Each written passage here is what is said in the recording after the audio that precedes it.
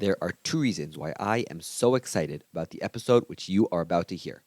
The first is that today's guest, Rabbi David Lapin, combines around 50 years of experience as a rabbi, along with around 50 years of experience in the business world, and he draws on both of these to bring a sharp, refreshing perspective on the challenges and opportunities of being a Ben Torah in the workforce.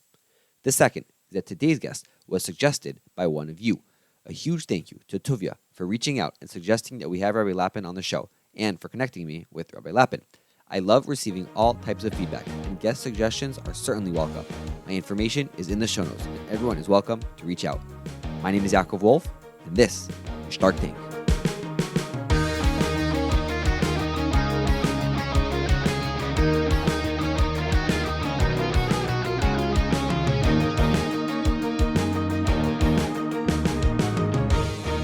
You have a very different background than a lot of our other guests that we've had so far. So maybe you could start with a little bit of your upbringing, your family, your community, and the country in which you grew up. Sure. I was born and grew up in South Africa. My father was quite an important Rav there. At that time, when I was growing up and at school, there were not that many from people in Johannesburg. And by that I mean people who were Shomrei Mitzvahs, people who were learning. There was very, very little. A lot of traditional people, but not people who were from as such. And we grew up in a certainly very frum home, but one that was also very open to the general world, what was happening in the world, to secular knowledge. But there was no question that we were all going to go to yeshiva before we did anything else. So during high school, I went to Israel 3 times to spend time in yeshiva away from high school. So I would spend 6 months in yeshiva and then come back and continue with high school. I did that 3 times. And then after school went to yeshiva, firstly in Gateshead, later in Kfar Hasidim, and then the third place was Mir in Yerushalayim. So that was a broad outline of the educational upbringing. And being the rabbi's son, was that something that was hard for you, or were you always proud of being part of a rabbinic family? Both. It was definitely hard and different, and a lot of expectations, and at the same time proud. Definitely both at the same time. But there was, we were definitely aware of being in the public eye. Okay, and you sort of nonchalantly dropped the names of 3 tremendous yeshivas. So can you tell us a little more about your experience and some of the main rabbeim influences that you had at these 3 great institutions? So I wanted to go to Kfar Hasidim, where my great uncle Rav David Lapin was there still, not very active, but I was certainly able to get something just from being in his presence, from being a family member of his, and so being close to him. And he was certainly doing some teaching still while during that period. So I wanted to go to Kfar Hasidim, where I went also to learn from Rabbi Mishkovsky, who was the Rosh Yeshiva there at that time. Rabbi Mishkovsky was the Talmid of Reb Shimon Shkop in Europe, and Reb Shimon Shkop's derech and approach was something I'd got from my father, so it was something I certainly wanted to develop further. When I got to Kfar Hasidim, he wouldn't take me. He said I wasn't ready. I needed to go into a junior shir. I said I wasn't interested in a junior shir at that time. I would rather go to Gateshead for a year and learn with my cousin Rabbi Avram Gruvitz, who's now the Rosh Yeshiva of Gateshead, and had a wonderful year in his shir, and under his guidance became close also to his father, Rabbi Gruvitz, who was the Rosh Yeshiva, his uncle, Rabbi Lapin, who was the son of Rabbi Lapin. So there was just this opportunity of being in the presence of Gedolei Yisrael every day, having meals with them, having tea with them every afternoon, listening to Rabbi Gruvitz, listen to the BBC News every day, and then have him analyze it from a Torah lens and perspective, and being trained how to see the world. It was all that happened during that year in Kfar Hasidim, which was in 1967. In Gateshead Yeshiva. Once I'd finished the year with Avram Gruvitz, I went back to Kfar Hasidim, and at that time, Rabbi Mishkovsky was willing to take me into his shir. And then I spent about 5 wonderful years there, becoming very close with him, learning chavrusa with him as well. He wasn't an easy person to understand. He wasn't an easy person to work with, but just a wonderful mind and lamdan and Talmid Chacham, from whom I gained an enormous amount. And then I went for the last years of my yeshiva training to Mir in Yerushalayim, where I did Yerodei. I did Chulin in Yerodei and studied for Smicha, but worked in the Mir Beis HaMedrash, which of course was much smaller at that time. There were only 400 or so men in the yeshiva in Mir at that time. What year was that? That would have been about 1972. And became close to Reb Chaim Shmulevitz, used to obviously listen to his shmusen. Just about every sikha in the Sichot Mussar that we have of Reb Chaim Shmulevitz, almost every one of those I heard him give. And that was an enormous privilege. I learned Chumash and Rashi with him as well. He used to give a Chumash every Friday, and I just was able to get an enormous amount from him. And then did my smicha and went back to South Africa to practice. And my plan was to go to university and study law, but things took a different turn. Okay, so before we move on for a second, we are talking about the connection between Torah and Chol, Talmud Torah, Derech Eretz. So I really enjoyed your anecdote about listening to the BBC and having a Torah perspective. Do you remember any of those news reports or any Torah spins from those experiences? Not specifically, Yaakov, just the general approach of how different the news was after he'd analyzed it, after he'd commented on it. Just a much deeper perspective of what really was going on and how to think about it. He listened to the news like he would learn a piece of Gemara in a way, lahavdil, just with an enormous amount of thought and analysis. And that was the training, but I don't remember specific issues. Okay. It was the time just after the 6-Day War, so there was a lot going on. Not all that dissimilar from the present time, except there was more supportiveness. There was admiration of Israel at that time after the victory of the 6-Day War. So certainly in the news, the Jewish issue in Israel was a feature for some months. You listened to the news with Rav Gurvitz and Rav Lapin? That's No, that was Rav Gurvitz. His house was across the road, and his wife was my auntie Liba. She was Reb Lapin's oldest daughter, and she really raised the family after Reb lost his wife. And she took me under her wing and treated me as a grandson, and insisted that my cousin and I come every afternoon at exactly 4:00 for tea and coffee and to listen to the news. Wow. So you learned the Mir, you had smicha, and oftentimes people, especially a lot of listeners in this podcast, will come to this sort of juncture as their young adult life begins about going into chinuch, going into kodesh, or maybe going into business and being a parnasa. So for you, you ended up taking both paths. You didn't view them as two mutually exclusive options. So maybe take us through that decision process and what were the seminal events within that early journey. Sure. So firstly, my father learned in Telz in Lithuania, and Telz was a very progressive community led by, firstly it was Rav Lazer Gordon, and then there was the Telzer Rov, and then there was Rav Avram Yitzchak Bloch, and the blocks were very, very progressive and in the sense that they built girls' schools, they built teachers' training seminaries, and in these schools, Limudei Chol was taught, secular studies were taught.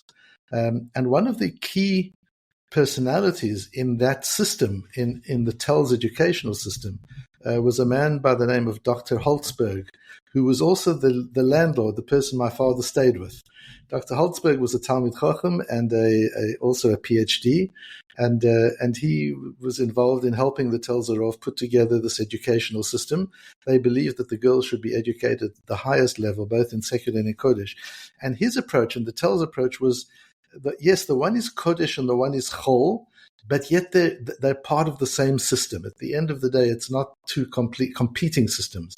One has to be able to integrate them in a way which is al-pi Torah, and understanding one is Kodesh and one is Chol, but the Kodesh and Chol both have a place to work together. So I was raised with that kind of background, that there isn't a conflict between them. Also, it was very clear to me growing up and being reinforced in yeshiva that only works if you have a really solid, pure Torah basis. There was always an understanding in our home. My father's understanding was we would first learn full-time in yeshiva.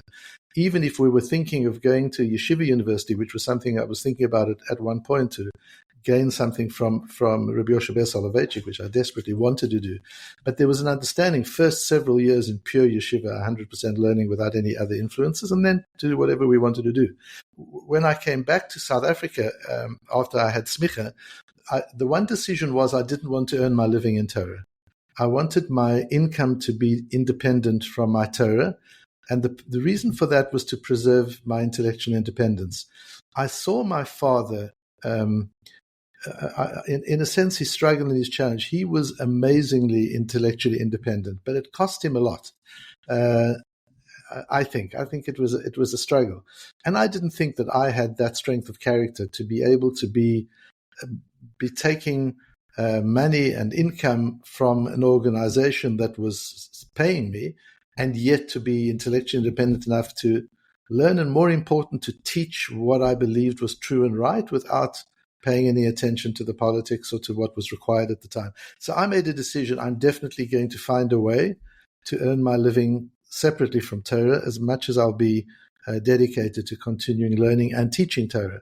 Do you remember any examples of your father finessing that very fine line, which I think many people, also many listeners, are really have struggled or do struggle with that topic? So I'm wondering if you have any examples of that ability that your father had.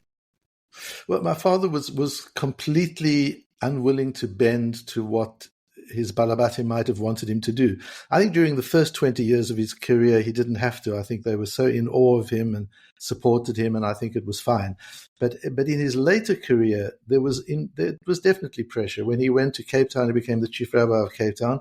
There was pressure on him to use a microphone on Shabbos, and they were using the one that was adapted by Rav Goren and all these things, and he just wouldn't hear of it. And there were many things that they would have wanted him to do and he wouldn't do, but it cost him popularity, and it wasn't easy. And I just didn't want to get into that. I wanted to have the freedom to be able to do and teach as I pleased. So the need to be financially independent was very important to me.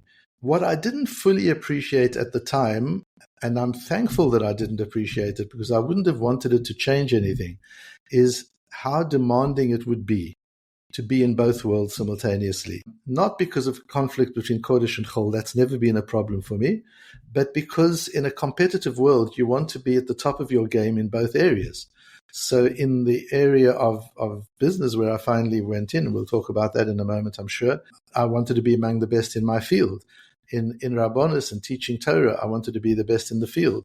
And I was competing with people who were in each field full time. So that was really a struggle and entailed a lot of a certain amount of self-sacrifice. So talking to your listeners, just to be aware of the fact that there's a tremendous privilege in that financial independence. There's a tremendous privilege in being able to bridge those worlds, and it's enabled me to understand the world and to make my Torah much more relevant because I know what's going on in the world. I know what the issues are, what issues people are facing. There have been enormous advantages from living in both worlds, but it's been tough. It requires long hours. It can be hard on the family. The family has to be supportive of it. And so that I don't think I realized that. As I say, I'm happy I didn't because I wouldn't have wanted to change anything. So my plan was to go and study law and to earn my living as a lawyer. But I was then offered a job in an international trading company. I knew nothing about commodity trading. In those days, trading wasn't sitting in front of a computer and buying and selling on a screen. Trading meant getting onto a plane and going to foreign countries and finding sources of minerals and metals, which was the department I was in, and buying and shipping and selling. It was real trading, and I had the privilege of working with an amazing company, a Jewish company that was international but based in South Africa, and they trained me. They gave me a background in business that I couldn't have got anywhere else.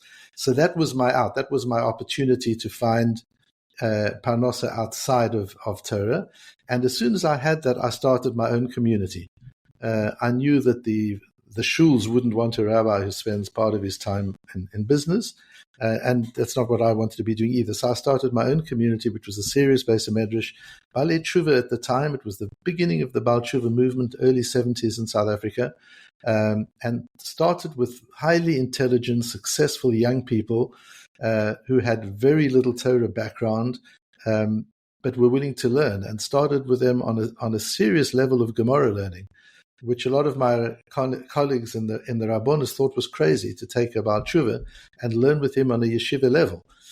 which is what I did. We moved much more slowly than one would move in yeshiva, of course, but the level of understanding, learning Gemara with Rishonim and even Achronim was on that kind of level, and built up the community over the years, and that allowed me to be independent, but also to be learning and teaching Torah at the levels that I wanted to be. And just how did that come about? Like, you knew there were rabbi tshuva that were around looking for resources. Like, how does one just decide that I want to have a community? And I think it's great, and it's wonderful that you did. But like, can you tell us a little more about that? A great question. Also an important message to your listeners who might be thinking along that line. I started with one person who's still a Talmid today. He lives in Ramat Beit Shemesh, and he still listens to my shiurim every day. Literally started with one person. And then it became 2 and 3, and so it built up until there was a share, and then we decided we wanted a minyan. So it wasn't a decision to start a community and just start. It really was an organically built community, starting just one at a time and building up from then until we had a really choshev Beis HaMedrash community in South Africa. Okay, so while you're in this commodities training position and you're learning and you're growing, how does your rabbinic identity play into that? Did you introduce yourself? Hi, I'm Rabbi Lapin at the commodities company, or did people know? Did you dress rabbinically? And how else did that play into your business life? So I was just David by my first name, David Lapin. I didn't present myself as a rabbi. People very quickly got to know about that and were intrigued in it. It didn't get in the way at all. As far as I was concerned, and certainly not. I wasn't aware of it getting in the way in any way. I dealt with people throughout the world in all sorts of countries on all continents, and never had an issue with it. I dressed frum. I had a beard and wore a yarmulke, a hat. I dressed yeshivish, and it didn't seem to be a problem at all. At that time. Sometimes I look back at photographs of me at that time and I think to myself, wow, it's strange even that I was accepted. But it didn't seem to be an issue. I became the head of my department eventually, and then it started requiring me to be working too long. The hours were getting too long to allow me to do the learning and teaching that I wanted to do. So at that point, I left and had, through the work there, met somebody in the pearl business in Japan, and started my own pearl business, importing pearls into South Africa. So then I had control of my time. I wasn't working for a company, and I felt I could manage much better just working less than half a day. Wow, because some people say that having your own business can be worse because there are fewer boundaries, and you could end up working much harder, and all the responsibilities on you. So, do you have any thoughts on that? If someone's thinking about gaining that independence, because some people are allured by that dream, but can also be scary and have some potential downfalls, even within the realm of time management and independence? That's a really important question. And I remember asking that to one of my rabbi, Reb Chaim Lifshitz, at the time, before I went into my own business, exactly that question, and saying that I was a little nervous about it because of that reason. And he said to me, there's nothing for you to worry about. You're not passionate about business, and you're not passionate about money. You're passionate about learning, so it's not going to happen. For you, I remember him saying to me that the business is going to be a distraction. It's going to be a nuisance, just something you have to do, and you'll do it well and you'll enjoy it, but it's never going to become your main activity. And he was right. It was just never a yetzer hara. I was always looking for ways to delegate. I remember even when I was just starting off and had very, very little business going, the first thing I did was hire an assistant. And I've done that in every business I've done since then. First thing, just to hire somebody that I can delegate mundane stuff to, so as to manage my time, even though that meant less income for me having to pay an assistant. But I've always had an assistant for that reason. So it was never a yetzer hara for me to get pulled into the business world that way. And I would say to your listeners that if you are passionate about business and you want to have both, it's much more challenging. If you're passionate about learning and you want to be independent, which was my case, it was a little easier. But I think if somebody is really passionate about business and loves it and loves money and making money, it's not easy. It would be very difficult. So based on what you're saying, you seem to have developed a little bit of a healthy boundary between your Torah life, your rabbanos, and then your business based on what you just described. Then at a certain point, you opened up this consulting business, which seems to have a lot more interface and interplay between those two parts. So maybe tell us about how that came along how you transitioned into consulting and how your consulting is a lot more based on Torah ideas and really includes a lot of that. Right. So, and then, just as in the trading business, the commodity trading business, I got to a point where I was having to work too long hours. The same happened in the pearl business. The business started getting bigger. It required more traveling, and it was occupying more and more of my time. And once again, I was finding myself being pulled into it and not really enjoying that or wanting to be in that situation. So it was at that time that I thought that, and I wondered, is there a way that I could use or find more of an overlap between my business activity and Torah? Again, I didn't want to be paid for Torah, but was there anything I could do in that area? So I began to think to myself, I'm now talking about the 1980s, end of the 1980s, and I'm thinking to myself, what are the big issues, the big challenges that are going to face business in the next 2 decades? And is there anything I could find in Torah to help the business world deal with those issues? And I put together a group of people, some CEOs, some of the top CEOs in South Africa, and started a nonprofit. And we started looking at what those big issues were, and we identified what we thought would be the biggest issues for the next 20 years for global business. And then I applied my mind to from a Torah perspective, could we use the world of Mussar? What would happen if we developed more ethical leaders? And now that's an idea which is well established. The idea of values in a business, the idea of ethical leadership in a business, of a business having a system of values. But at that time in the 1980s, there was no such thing. Business was about making money. And I had a thesis that if we could build ethical business, if we could build business leaders who were of strong character, people who had midos, people who had strong leadership capability, but also menschlichkeit, that we would be able to translate that into more business success. And fortunately, one of the biggest companies in South Africa, a big mining company, heard me speak once and came to me and said, why don't you do some research in our company? Try it out.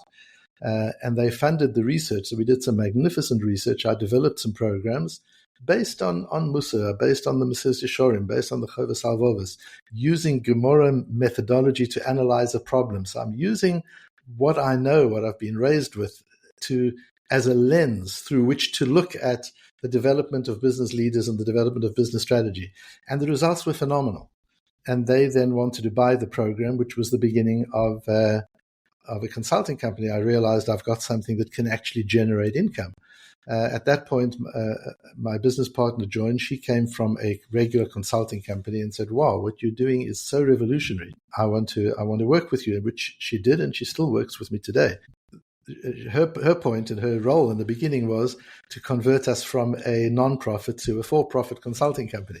She just said, what you're doing is so valuable. Why should it be a non-profit? So we did. We built a regular for-profit company, did a lot of work in South Africa with all the big organizations in South Africa, the main banking companies, mining companies, retail, manufacturing companies. Coca-Cola was a client of ours at that time. And then the business became more international. We moved it to the United States and continued the work, which continues till this day. And could you go back to that first experience with the mining company? What were some of the main ideas from Mesilas Yesharim? What were some of the main Gemara methodologies that you utilized, and how did that help the company? There were a few ideas that I think were foundational. The one was understanding from a cultural perspective what the commonalities across cultures were and what the differences across cultures were. I developed a cross-cultural model which is used today. It's been embraced by companies throughout the world based on midrashim around the Bnei Noach.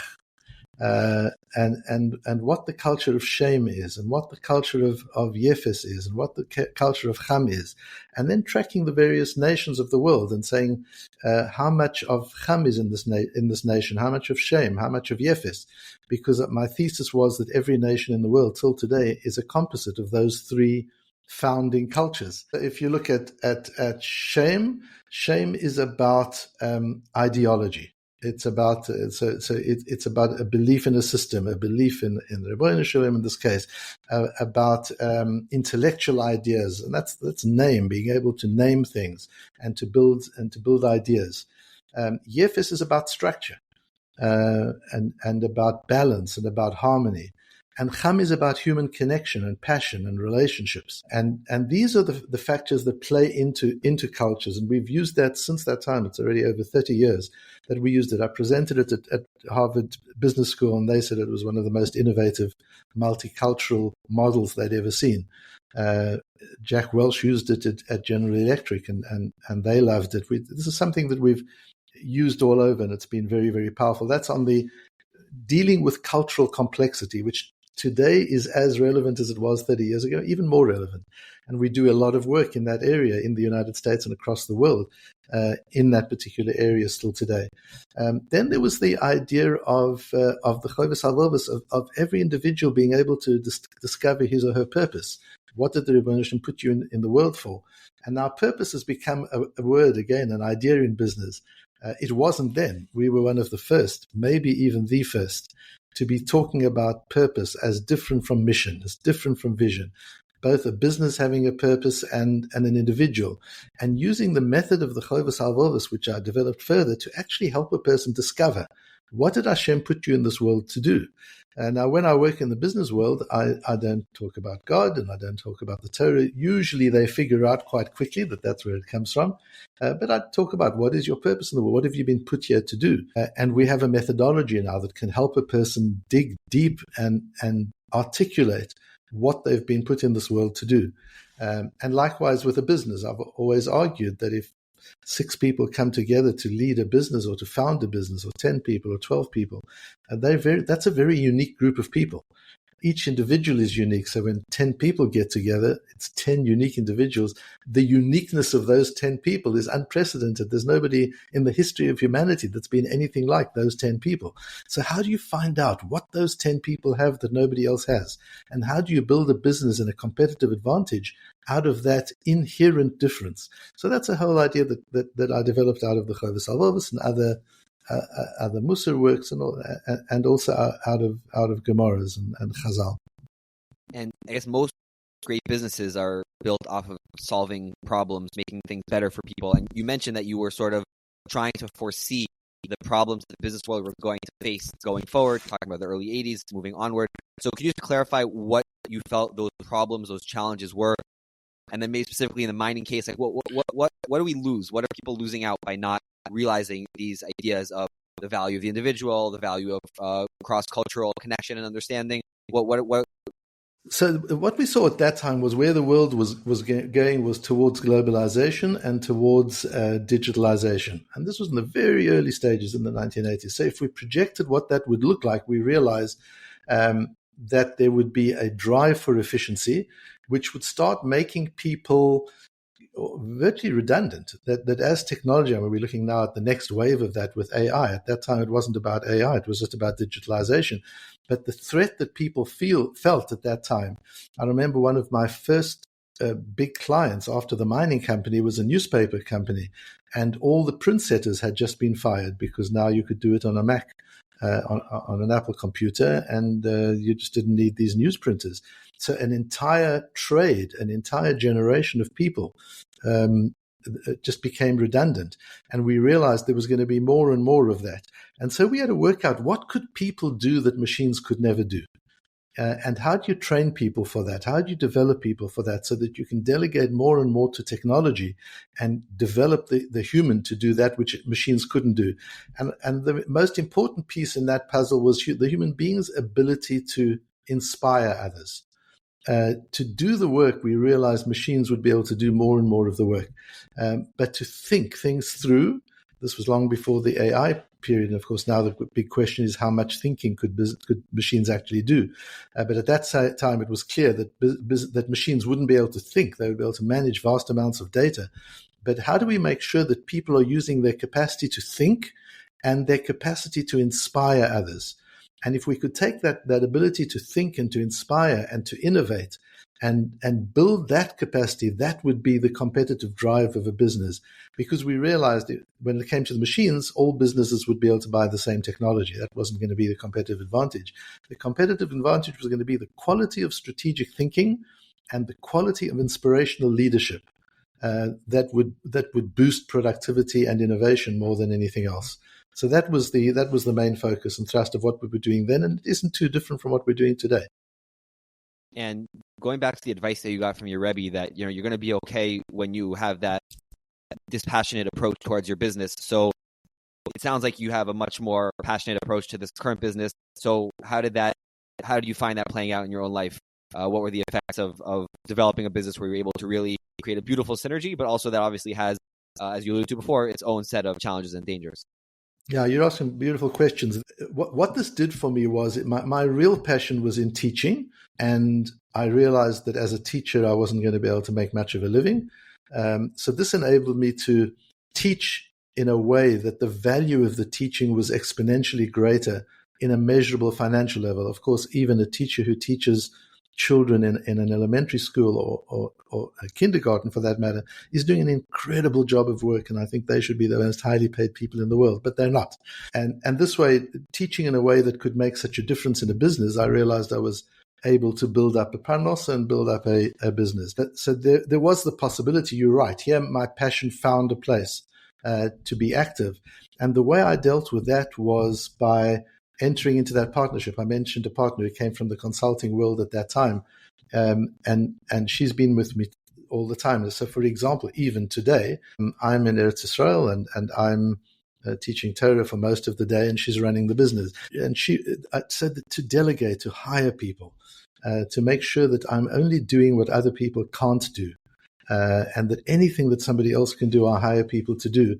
And yes, that means higher costs for the company, but for me, my time and freedom is more valuable than any amount of money could be. So that's the way I've managed it, really realizing. There were periods in the time when we emigrated to the United States at the end of the 90s and took the business there. I did have to put much more time into the business and less time into learning and teaching. But as soon as I could shift that again, I did. Okay, and you mentioned the great rewards of being able to really grasp both the Torah angle and perspective and the business nuances. So one of the great results of that is your podcast called Matmonim, which I couldn't recommend highly enough. I'm a big fan, a big regular listener. Maybe tell us a little bit about Matmonim, how it came about, and what it is. So Yaakov, I've been very excited and very worried about the Daf Yomi movement. I'm excited by it for the obvious reasons, just these vast numbers of people learning, connecting together across the world. It's an unbelievable social movement. It's an unbelievable movement of Yiddishkeit. It's an unbelievable movement of Torah. But it does, in my humble opinion, do some damage to learning, to Limud Torah, in the sense of people not having the time to go to any kind of depth, to manage a daf in a day. And most people are talking about an hour or less. How much can you really understand? You can look through the daf. I always give the example. I could fly from New York to San Francisco and say, I've seen America. And it's true. If I did that in daytime and I was looking out the window, I did see America. How much do I understand of America? Nothing. So going through Shas at a daf a day, you see Shas, you read Shas maybe if you do even read it. But there isn't any understanding. So I wanted to do something together with the Daf Yomi movement, but that would be a supplement that would enable people to also get a glimpse of what the Gemara really is. And so what the Matmonim does is takes, I pick on every daf one piece, and sometimes it's only a few lines. And in the 20-minute podcast, I go into that be'ir, and I go as deeply as I can into that. Even inevitably, as I learn it deeply and I spend many hours a day learning that little piece, a matmon emerges, this precious gem comes to the surface. And by a matmon, I mean something that just blows your mind. You just look at it and say, wow. Firstly, it gives me a new understanding of the Gemara. It gives me a new understanding of all sorts of things I've heard and learned during my life. And it's something actionable. It's something that I can use and change my life immediately. But whether I'm in business or the professions or in learning and rabbonis, it doesn't make a difference. And nearly always that precious gem emerges, so that people, whether they're learning the daf or they're not learning the daf, can spend this 20 minutes on the matmon and come away every day with something you can practice and see how it's extrapolated from the daf. So it's not a vort on the daf. It's lomdus. It's a learning process out of the daf and from the daf to evolve and develop an idea that is insightful and actionable, and most important, relevant. So for the last question, I wanted to actually ask you, if I may, about your age, because most of the guests on this podcast have been somewhere between my generation, newlyweds, young married, or maybe my father's generation, so maybe around their 50s. You're closer to my grandfather's generation, and you seem to be plowing ahead with all this important work. And I think about it sometimes, the idea of retirement is sort of this modern notion that when you hit your 60s, you move to Florida, you move to the beach. And I think the Jewish approach is a lot more every day HaKadosh Baruch Hu put you in the world. You have a purpose and meaning and work, and therefore, as long as you're able to, you should be pushing ahead. So I'm wondering if you could reflect back on maybe where you're holding right now as far as the arc of your career and how you seem to be pushing ahead full steam. Certainly, I was raised that way. My father taught Torah and worked as a Rav until the day he died, or gave a shiur the day he died. I remember when I was being Meshamish Rav Lapin, my great uncle who I mentioned. He was in his 90s at the time. And I remember saying to him, you need to take a nap now. It's kind of, you've been up a long time, you need to take a nap. And he actually yelled at me and said, you take a nap, you're young, you've got time to take a nap. I don't know how much time I've got left. I remember him saying, I've got one foot in the grave already. I don't have time for a nap. And so I was raised with that we don't know how much time we've got. And as you get older, time becomes more and more valuable. And yes, the Rebbeinu Shalom has put us here to make a difference, to contribute, not to take from the world. This isn't Gan Eden. We're not here to sit under the tree and meditate. We're here to make a difference. So as long as the Rebbeinu Shalom gives me the koach to make that difference, that's what I want to be doing. You need koach, you need the energy to be able to do it, and the passion and desire, and to remain relevant. I always say to the people around me, if I start talking nonsense, please tell me, because as we saw in the presidential debate the other day, sometimes the elderly person is the last person to realize that he's lost his game. So as long as I can be relevant, as long as what I'm saying has value to young people as well as to older people, I want to be doing that and want to be active in every way that I'm able to be. And maybe just to follow up on that, because you did mention how you are currently trying to understand how the next wave of AI is going to affect the way we work, the way we live, the way everything around us happens. So tell us about staying relevant. Is that something that you think people maybe shouldn't be telling themselves that old people are relevant and therefore they'll be able to have a much more open mind? Is something you deliberately do to make sure that you're able to really understand the wave of the future, even though you've been around for a lot longer than me? It's very, very important to be able to look. Eze chacham haro'eh et hanolad. Ro'eh et hanolad doesn't mean to prophesy. It doesn't mean to see the future. It's not haro'eh et hayivaled. It's not about seeing what will be born. Hanolad means it's already been born. So the future is already born. It just isn't seen. Nolad is like a woman conceives. Nobody can see it, but the conception has taken place already. And if you know that in 9 months' time there's going to be a baby. And it's the same here. You've got to be able to look at the world and say, what has been born that other people aren't seeing? Not what will be born, because that's nevuah, we don't know. But you've got to look at what already has been born and to be able to extrapolate and see where might that lead. And for example, in the area of general technology, and AI is just complicating and accelerating it, the need for people to be relevant. So there's really a need to redefine. For example, take a teacher in a class.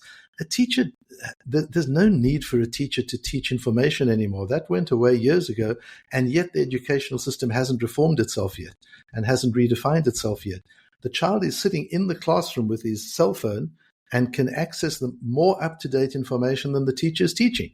And the child understands that information better than the teacher understands it. So the teacher has to ask himself or herself, what is my role? What am I meant to do? What can I give my students that they can't get from technology? And that's where we do get to inspiration, to curiosity.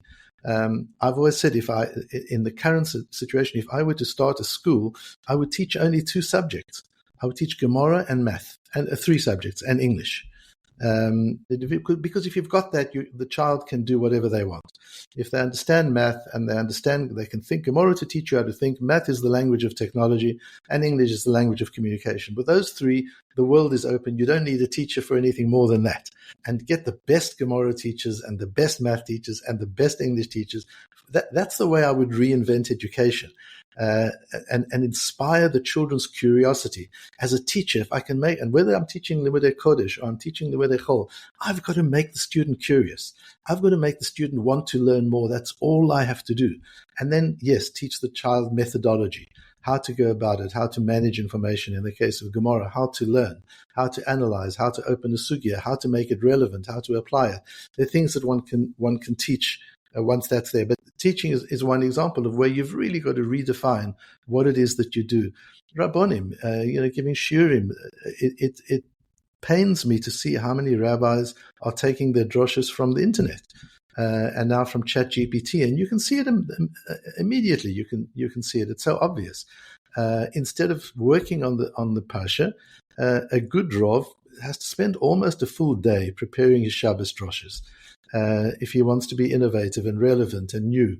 And many Rabbonim, an hour or two before Shabbos, will check the internet and find some vort and say it over. And it's a chutzpah to expect a tzibur to listen to stuff that they could get themselves on the internet. So we all have to look at how can I bring to the world something they can't find on the internet. The Matmonim Shir, for example, that we were talking about, I challenge myself every single morning. I need to be able to bring them something they can search on the internet as long as they want. They'll never find what I'm going to share with them here, because this is fresh, this is new, this is about today. It's not about yesterday. And we need to have that relevance, that urgency, that innovation, that koach hachidush in everything we do. Otherwise, we're definitely going to fall behind. That is a beautiful parting message. And my oldest has 1 year until first grade, and I really hope that your school is open by the time she gets there, and I'm going to sign her up right away. Thanks, Yaakov. Thank you, Rabbi Lapin.